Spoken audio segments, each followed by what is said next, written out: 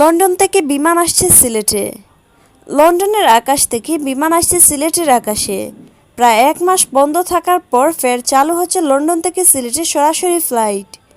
আগামীকাল সোমবার সকালে ফ্লাইটটি সিলেটে অবতরণ করবে।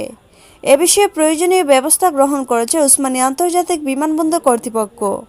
সিলেট হয়ে বিমান বাংলাদেশ এয়ারলাইন্সের ফ্লাইটটি যাবে ঢাকায়। বিষয়টি নিশ্চিত করেছেন ওসমানী আন্তর্জাতিক বিমানবন্দরের ব্যবস্থাপক হাফিজ আহমদ।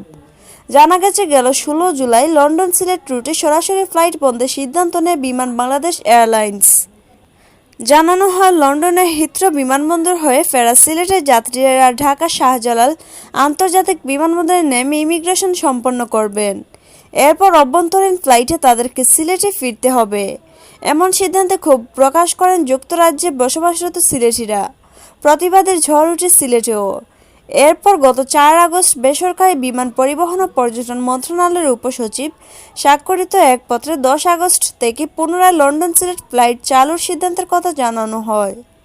এর জন্য প্রয়োজনীয় ব্যবস্থা গ্রহণ করতে বলা হয় ওসমানী বিমানবন্দর কর্তৃপক্ষকে।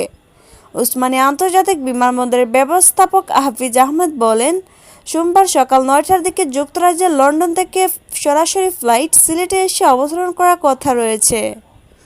এজন্য প্রয়োজনীয় ব্যবস্থা গ্রহণ করা হয়েছে। সিলেটের যাত্রীদের নামিয়ে ফ্লাইটটি যাবে ঢাকায়।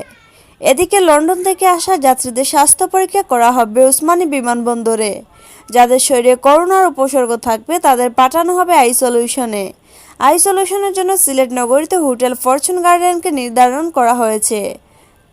রবিবারে হোটেল পরিদর্শন করেন কাজী এমদাদুল ইসলাম, সেনাবাহিনীর লে-কর্নেল কামাল পাশা পিএসসি, সিলেট মহানগর আওয়ামী লীগের সাধারণ সম্পাদক অধ্যাপক জাকির হোসেন, আটাপ গণতান্ত্রিক ঐক্যফ্রন্ট সিলেট অঞ্চলের চেয়ারম্যান আব্দুল জব্বার জলিল।